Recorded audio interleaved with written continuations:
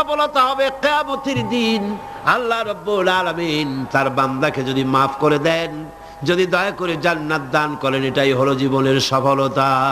সুবহানাল্লাহ। আল্লাহ পাক বলছেন সাফল্যের কোরআনী ধারণা ভিন্ন রকম।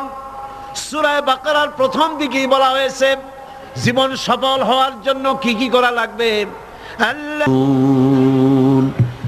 জীবন যাদের সফল হবে তাদের গুণ বর্ণনা করা হচ্ছে। শোনেন, আল্লাহ পাক বলছেন যারা নাকি গায়েবকে বিশ্বাস করবে, অদৃশ্যকে বিশ্বাস করবে।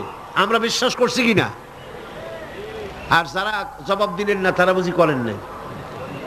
অদৃশ্য বোঝেন তো? অদৃশ্য কি? আল্লাহ পাক। আল্লাহ পাকের দেখি না কিন্তু বিশ্বাস করি নেই। এত আস্তে করলেন কেন? বিশ্বাস করছি কিনা? অবশ্যই করেছি, হাজার বার করেছি, জীবনের বিনিময় করি। আল্লাহ পাক